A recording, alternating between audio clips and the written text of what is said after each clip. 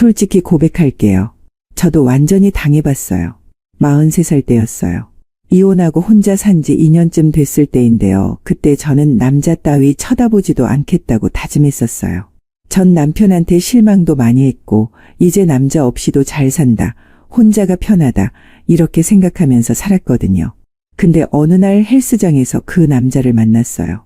처음 본 순간 심장이 쿵했어요. 솔직히 말하면 몸이 너무 좋았어요. 러닝머신에서 달리는 뒷모습만 봐도 어깨 라인이며 팔 근육이며 그게 다 보이는 거예요. 나도 모르게 쳐다보고 있었어요. 근데 그 남자가 제 쪽을 한번 힐끗 보고는 그냥 운동 계속하더라고요. 그날부터 미쳤어요. 진짜로요. 그 남자 보려고 헬스장 가는 시간을 맞췄어요. 운동복도 몸에 딱 붙는 걸로 샀고 화장도 하고 갔어요. 헬스장에 화장하고 가는 게 얼마나 우스운 짓인지 알면서도 그랬어요. 그 남자 눈에 띄고 싶었거든요. 근데 그 남자는 저를 쳐다보지도 않았어요. 제가 옆에서 운동해도 그냥 자기 운동만 하고 제가 무거운 거 들려고 애쓰는 거 봐도 도와주지도 않았어요. 다른 남자들은 먼저 다가와서 도와줄까요? 이러는데 이 남자는 완전히 무관심이었어요. 그게 저를 완전히 미치게 만들었어요. 밤에 잠 못 자고 그 남자 생각만 했어요. 침대에 누워서 그 남자 몸 생각하고 혹시 여자친구 있나 혼자 상상하고 어떻게 하면 말 걸 수 있을까 고민하고 정말 10대 소녀처럼 설레고 떨리고 그랬어요. 한 달 넘게 이렇게 지냈어요.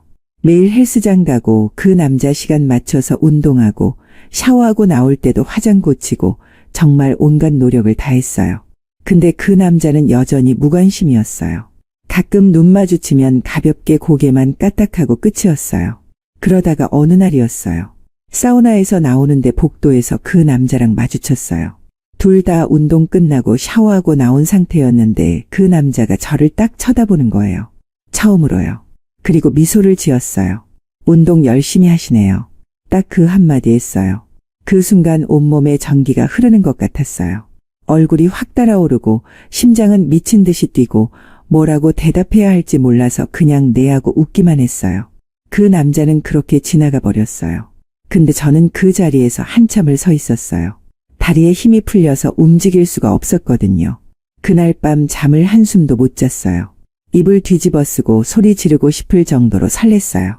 43살 먹은 여자가 고작 한마디에 이렇게 될 줄은 몰랐어요. 전 남편이랑 연애할 때도 이렇게까지 설레지 않았어요. 근데 이 남자는 달랐어요. 그 다음 날부터 그 남자가 조금씩 달라지기 시작했어요. 운동할 때 가끔 말 걸고 자세 틀렸다고 고쳐주고 물 마실 때 같이 쉬면서 대화하고 이렇게 조금씩 가까워졌어요. 근데 여전히 예측이 안 됐어요. 어떤 날은 엄청 친절하다가 어떤 날은 또 무관심하고 이렇게 오락가락했어요. 그게 저를 더 미치게 만들었어요. 오늘은 왜 차가워? 내가 뭘 잘못했나? 어제는 분명히 좋아 보였는데. 이런 생각하면서 하루 종일 휴대폰만 쳐다봤어요. 혹시 연락 오나 싶어서요. 근데 연락은 안 오고 다음날 헬스장에서 만나면 또 웃으면서 말 걸고 이렇게 반복됐어요. 한 달쯤 지났을 때 그 남자가 저녁 먹자고 했어요. 운동 끝나고 배고프지 않냐면서요. 저는 너무 좋아서 바로 좋다고 했어요. 그날 밤 우리는 술을 마셨고 대화를 나눴고 그리고 결국 그 남자 집에 갔어요. 솔직히 말할게요. 제가 먼저 따라가겠다고 했어요. 그 남자는 택시 불러주려고 했는데 제가 거절했어요. 집에 가기 싫었거든요. 그 남자랑 더 있고 싶었어요. 아니, 솔직하게 말하면 그 남자를 원했어요. 몸으로요. 그날 밤 저는 완전히 다른 사람이 됐어요. 이혼하고 2년 동안 한 번도 안 그랬는데 그날 밤은 정말 미친 것처럼 적극적이었어요. 부끄러웠지만 참을 수가 없었어요. 그 남자한테 완전히 빠져버린 거예요. 그 이후로 저는 그 남자 없이는 못 살 것 같았어요. 하루에도 몇 번씩 생각나고 연락하고 싶고 보고 싶고 만지고 싶고 정말 10대 소녀처럼 변해버렸어요. 제 친구들이 너 왜 그래? 정신 차려. 이렇게 말렸지만 소용없었어요. 근데 그 남자는 여전히 오락가락했어요. 어떤 날은 엄청 달콤하게 대해주다가 어떤 날은 바쁘다고 안 만나주고 연락도 늦게 하고 이랬어요. 그게 저를 더 미치게 만들었어요. 놓치고 싶지 않았거든요. 결국 그 관계는 6개월 정도 갔어요. 그리고 끝났어요. 그 남자가 다른 도시로 이사 간다고 했거든요. 저는 따라가겠다고까지 했어요. 직장도 관두고 따라가겠다고요. 근데 그 남자는 그냥 웃으면서 고맙다고만 했어요. 그리고 떠났어요. 한동안 정말 힘들었어요.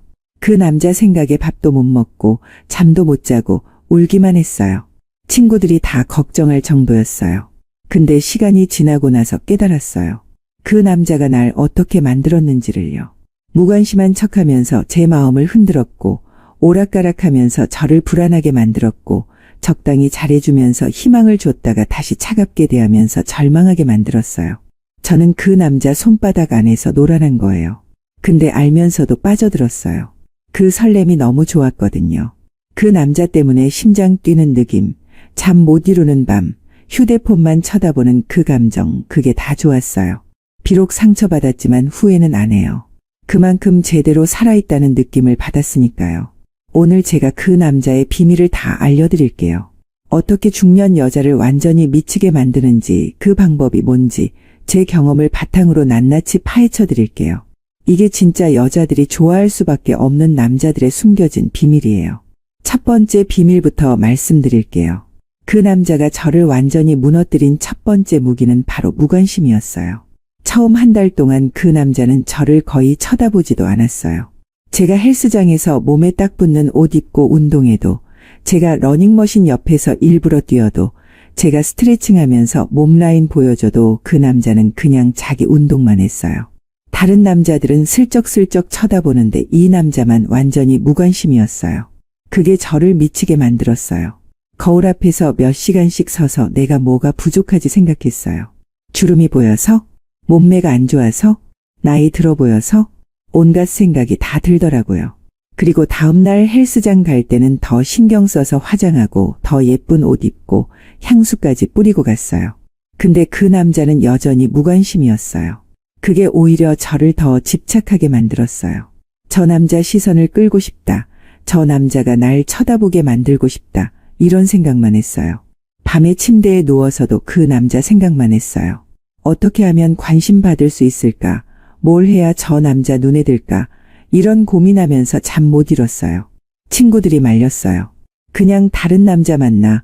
너한테 관심 보이는 남자 만잖아. 이렇게 말했죠. 근데 저는 그 남자만 원했어요. 다른 남자들은 너무 쉬웠거든요. 제가 조금만 신호 보내면 바로 달려들고 문자 자주 보내고 밥 먹자고 하고 이런 남자들은 전혀 설레지 않았어요. 근데 이 무관심한 남자는 달랐어요. 뭔가 특별해 보였어요. 다른 남자들처럼 쉽게 넘어오지 않으니까 더 가치 있어 보인 거죠.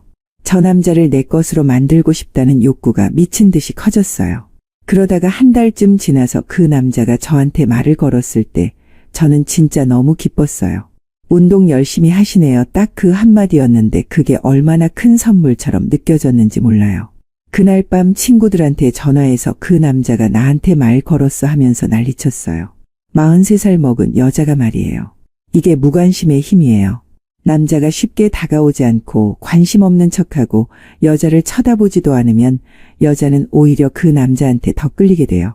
특히 중년 여자들은 더 그래요. 자기 매력에 자신 없어하는 시기니까 무관심한 남자를 만나면 증명하고 싶어지는 거예요. 두 번째 비밀 말씀드릴게요. 그 남자는 예측이 안 됐어요. 그게 저를 완전히 미치게 만들었어요. 어떤 날은 엄청 친절했어요. 운동 자세 고쳐주고 함께 쉬면서 대화하고 심지어 퇴근 후에 뭐 하냐고 물어보기도 했어요. 저는 그런 날 완전히 행복했어요. 아, 이 남자가 나한테 관심 있나 봐. 이제 시작인가 봐. 이렇게 생각하면서 들떠 있었죠. 근데 다음날 헬스장 가면 완전히 달라져 있었어요. 인사는 하는데 차갑게 하고 말도 짧게 하고 제가 말 걸려고 해도 바쁘다면서 운동만 하고 이랬어요. 저는 완전히 혼란스러웠어요. 어제는 분명히 좋아 보였는데 오늘은 왜 이러지? 내가 뭘 잘못했나? 문자라도 보냈어야 했나? 온갖 생각이 다 들었어요. 그 오락가락하는 게 저를 잠 못 이루게 만들었어요. 밤에 누워서 그 남자 행동 하나하나 다 분석했어요. 오늘 표정은 어땠고, 말투는 어땠고, 나를 쳐다볼 때 눈빛은 어땠고, 이런 거 다 되새기면서 의미를 찾으려고 했어요. 완전히 미친 것 같았죠. 그러다가 며칠 후에 그 남자가 또 잘해주면 저는 다시 기뻐했어요. 역시 내가 생각이 많았나 봐. 이 남자는 나한테 관심 있어. 이렇게 생각하면서요. 근데 또 며칠 지나면 차가워지고 이게 반복됐어요. 그 패턴이 저를 완전히 통제했어요. 그 남자가 잘해주는 날은 하루 종일 기분이 좋았고 차갑게 대하는 날은 하루 종일 우울했어요. 제 감정이 완전히 그 남자한테 달려있는 거예요. 친구들이 너 완전히 조종당하고 있어 이렇게 말했는데도 저는 못 빠져나왔어요. 특히 문자도 그랬어요. 어떤 날은 답장 빨리 하고 대화도 길게 이어가다가 어떤 날은 몇 시간씩 익십하고 답장 와도 한 줄로 끝나고 이랬어요. 저는 그 남자 문자 올 때마다 심장이 뛰었어요. 휴대폰 진동만 울려도 혹시 그 사람인가 싶어서 확인했어요. 이게 오락가락의 힘이에요. 일관성이 없으니까 여자는 예측을 못해요. 그래서 계속 그 남자 생각하게 되고 매달리게 되고 놓치고 싶지 않아지는 거예요. 만약 그 남자가 계속 잘해줬으면 저는 금방 식었을 거예요. 근데 잘해주다가 차갑게 대하니까 오히려 더 집착하게 된 거죠. 세 번째 비밀 말씀드릴게요. 그 남자는 다른 여자들 이야기를 자연스럽게 했어요. 그게 저를 질투로 미치게 만들었어요. 우리가 친해지고 나서 같이 커피 마실 때였어요. 그 남자가 헬스장에 새로 온 20대 여자 트레이너 이야기를 했어요. 몸매가 정말 좋다면서 운동도 전문적으로 하는 사람이라면서 이렇게 칭찬하는 거예요. 저는 그 순간 심장이 철렁했어요. 겉으로는 그래요? 좋겠네요. 이렇게 대답했지만 속으로는 완전히 무너지고 있었어요. 아, 이 남자가 젊은 여자를 좋아하는구나. 나는 늙어서 경쟁이 안 되는구나. 이런 생각이 들면서 자존심이 확 상하는 거예요. 그날 밤 거울 앞에서 한참 서 있었어요. 주름 세고 처진 살 잡고 젊었을 때 사진이랑 비교하면서 한숨 쉬었어요. 그리고 다음날 바로 피부과 예약하고 운동 더 열심히 하고 옷도 더 젊어 보이는 걸로 사고 이렇게 완전히 달라졌어요. 근데 그 남자는 계속 다른 여자 이야기를 했어요. 직장 동료 중에 예쁜 여자가 있다는 이야기, 길에서 본 여자가 스타일이 좋았다는 이야기, 이런 걸 자연스럽게 섞어서 말했어요. 저는 그때마다 질투로 미칠 것 같았어요. 특히 우리가 관계를 맺고 난 후에도 그랬어요. 어떤 날 제 집에 왔다가 가면서 내일 약속 있어서 일찍 가야 한다고 했어요. 무슨 약속이냐고 물었더니 친구들 만난다면서 여자친구도 같이 온대요. 이렇게 말하는 거예요. 저는 그날 밤 잠 한숨도 못 잤어요. 그 여자친구가 누군지, 혹시 예쁜지, 그 남자가 그 여자한테 관심 있는 건 아닌지 온갖 상상을 다 했어요. 다음날 그 남자한테 문자 보냈어요. 어제 모임 어땠어요? 친구분들 다 좋으신가 봐요. 이렇게 슬쩍 물어봤죠. 그 남자는 좋았어요. 한마디로 끝냈어요. 더 이상 설명도 안 해주고요. 그게 저를 더 미치게 만들었어요. 왜 자세히 안 말해주지? 혹시 숨기는 게 있나? 이런 생각하면서 하루 종일 불안했어요. 이게 질투의 힘이에요. 남자가 다른 여자 이야기를 하면 여자는 경쟁심이 생겨요. 특히 중년 여자들은 젊은 여자들한테 밀린다고 생각하니까 더 불안해하고 더 매달리게 되는 거예요. 저 남자를 놓치면 안 된다는 조급함이 생기는 거죠. 네 번째 비밀 말씀드릴게요. 그 남자는 제 몸을 구석구석 다 만졌어요. 천천히 꼼꼼하게 제가 느낄 수 있게 해줬어요. 저는 그동안 참았던 게 한꺼번에 폭발하는 것 같았어요. 소리도 지르고 울기도 하고 완전히 미친 것처럼 반응했어요.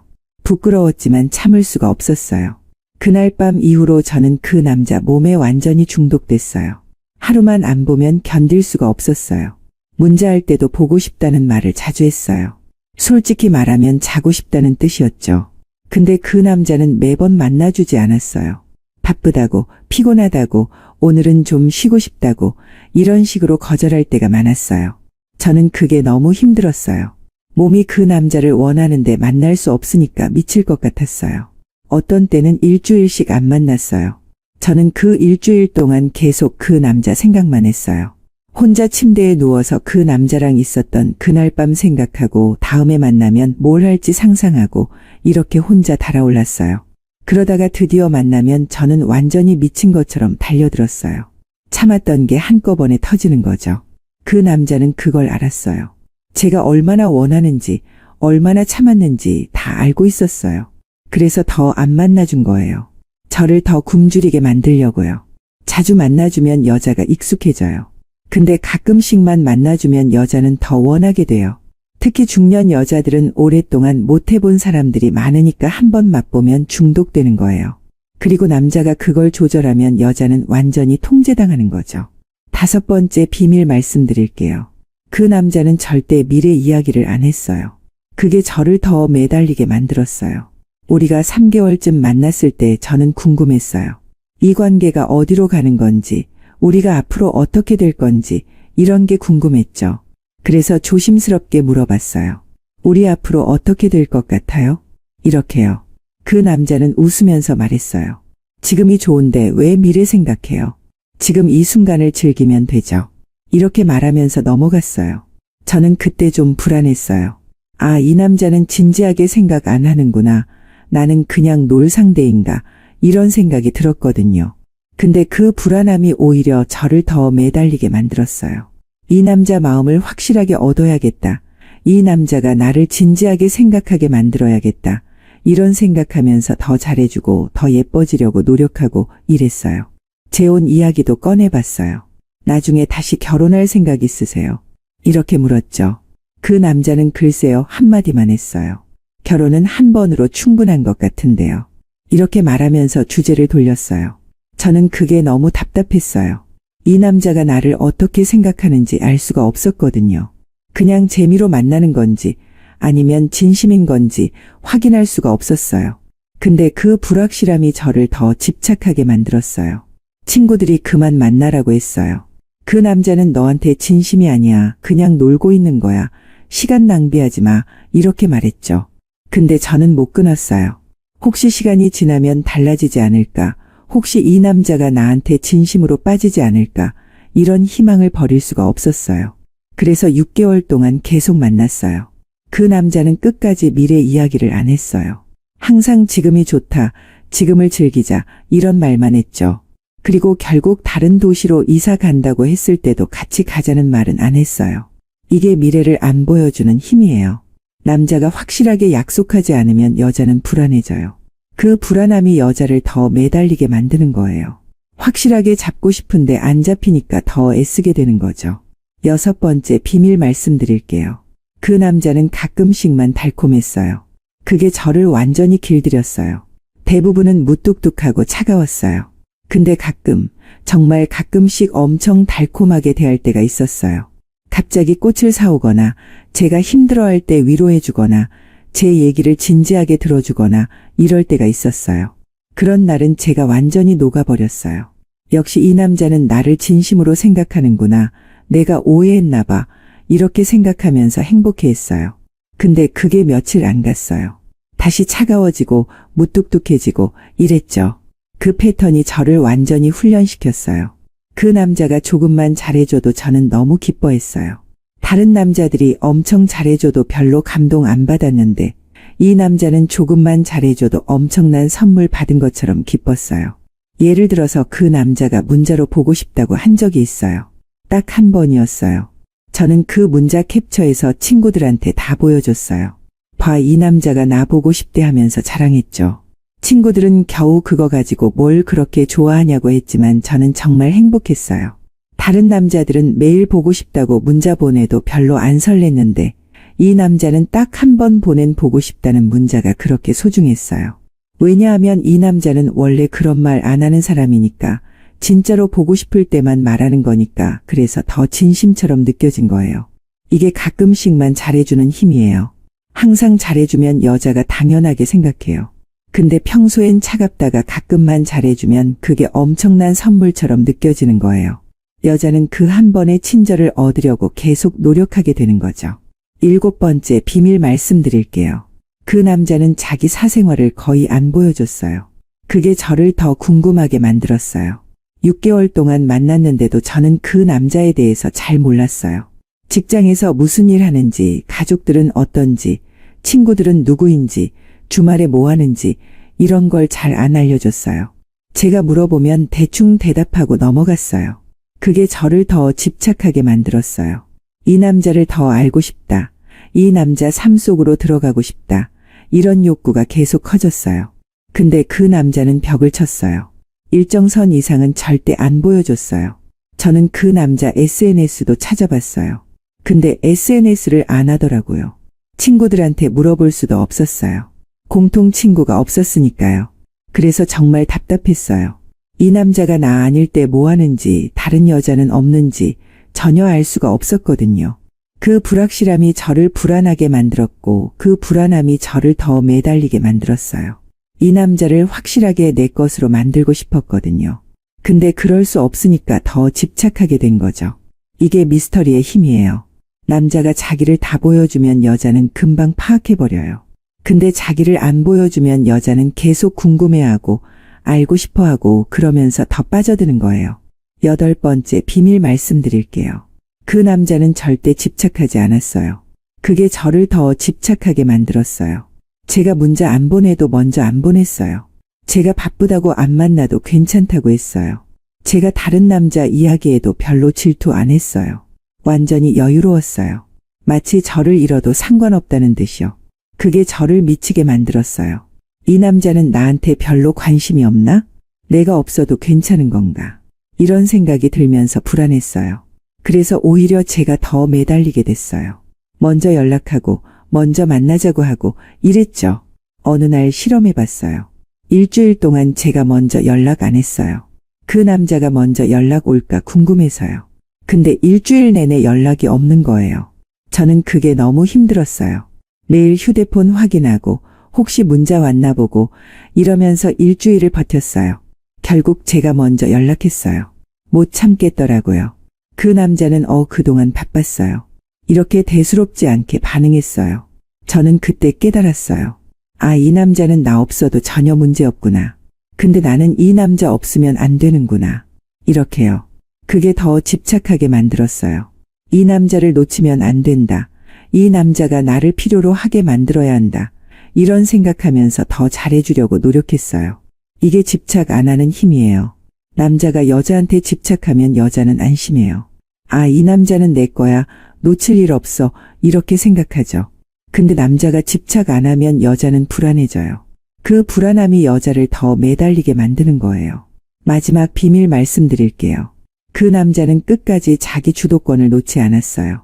그게 저를 완전히 그 남자 손바닥 안에 가둔 거예요. 모든 게 그 남자 스케줄대로 움직였어요. 언제 만날지, 어디서 만날지, 뭘 할지 다 그 남자가 정했어요. 저는 그냥 따라가기만 했어요. 제가 먼저 제안해도 그 남자가 다른 걸 제안하면 그쪽으로 갔어요. 심지어 관계 맺을 때도 그랬어요. 모든 게 그 남자 주도였어요. 언제 할지, 어떻게 할지 다 그 남자가 컨트롤했어요. 저는 그냥 받아들이기만 했어요. 근데 그게 좋았어요. 그 남자한테 완전히 맡기는 느낌이 안정감을 줬거든요. 이게 주도권의 힘이에요. 남자가 모든 걸 주도하면 여자는 의지하게 돼요. 그리고 그 의존성이 깊어질수록 헤어나기 힘들어지는 거예요. 저는 그 남자 없이는 아무것도 못하는 사람처럼 변해버렸어요. 자, 오늘 제 경험담 다 들으셨죠? 부끄럽지만 솔직하게 다 말씀드렸어요. 제가 어떻게 한 남자한테 완전히 무너졌는지, 43살 먹은 여자가 어떻게 10대 소녀처럼 변했는지 낱낱이 다 고백했어요. 솔직히 말씀드리면요, 그 관계가 끝났을 때 정말 힘들었어요. 몇 달 동안 폐인처럼 살았어요. 밥도 제대로 못 먹고 잠도 못 자고 그 남자 생각만 했어요. 친구들이 걱정해서 병원 가보라고 할 정도였어요. 근데 시간이 지나고 나서 깨달았어요. 그게 사랑이 아니었다는 걸요. 그냥 중독이었어요. 그 남자가 만든 심리적 덫에 걸려서 헤어나오지 못한 거였어요. 진짜 사랑이었으면 이렇게 힘들지 않았을 거예요. 서로 존중하고 배려하고 함께 행복했을 거예요. 근데 그 관계는 달랐어요. 저는 계속 불안했고 힘들었고 매달렸어요. 행복한 순간보다 괴로운 순간이 더 많았어요. 그게 건강한 관계가 아니라는 걸 이제는 알아요. 그래도 후회는 안 해요. 그 경험이 저를 많이 성장시켰거든요. 제가 얼마나 외로웠는지, 제가 무엇을 원했는지, 제가 어떤 사람인지 이런 걸 많이 알게 됐어요. 그리고 무엇보다 제가 아직도 설렐 수 있다는 걸 알게 됐어요. 이 방법 쓰려면 책임감 가지고 써야 해요. 적당한 선에서 멈추고 진심으로 대하고 행복하게 해주세요. 제가 그 남자한테서 배운 게 또 있어요. 남자들이 이런 기술 쓰는 이유가 뭔죠? 대부분은 자기가 불안하기 때문이에요. 여자한테 진심으로 다가가는 게 무섭고 상처받을까봐 두렵고 그래서 이런 방어 기제를 쓰는 거예요. 그 남자도 그랬을 거예요. 이혼 경험이 있었으니까 여자를 믿기 힘들었을 거고 다시 상처받기 싫어서 거리를 둔 거였을 거예요. 근데 그렇게 살면 진짜 사랑을 할 수가 없어요. 항상 거리 두고 방어하고 진심 안 보여주고 이러면 깊은 관계를 만들 수가 없거든요. 그래서 여러분한테 말씀드리고 싶어요. 이 기술들 배우는 것도 좋지만 진심으로 사랑하는 법도 배우세요. 상처받을 수 있어도 용기 내서 다가가고 진심을 보여주고 함께 아파하고 함께 행복해하는 법을 배우세요. 그게 진짜 사랑이에요. 저도 이제는 알아요.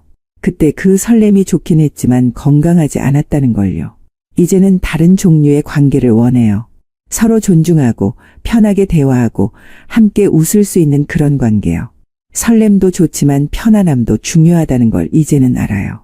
오늘 영상 도움이 되셨으면 좋겠어요. 부끄러운 경험담이었지만 여러분한테 도움이 될 거라고 생각해서 용기 내서 말씀드렸어요. 좋아요 꾹 눌러주시고요. 구독도 부탁드려요. 댓글로 여러분 경험담도 공유해주세요. 저처럼 무관심한 남자한테 빠져본 적 있는 분들 많을 거예요. 어떻게 빠졌는지, 어떻게 헤어나왔는지 이런 이야기들 들려주시면 서로한테 도움이 될 거예요. 주변에 이런 경험 있는 분들 계시면 이 영상 공유해주세요. 혼자 고민하는 것보다 함께 이야기 나누는 게 더 도움이 되거든요. 그리고 지금 이런 남자 만나고 계신 분들 계시면 조심하세요. 너무 깊이 빠지지 마시고 자기 자신을 잃지 마세요. 마지막으로 한 가지만 더 말씀드릴게요. 설렘도 좋고 사랑도 좋지만 자기 자신을 사랑하는 게 제일 중요해요. 누군가를 위해서 자기를 잃어버리면 안 돼요. 저는 그 남자 만나면서 저를 완전히 잃어버렸어요. 제 생각, 제 감정, 제 시간 다 그 남자한테 맞췄어요.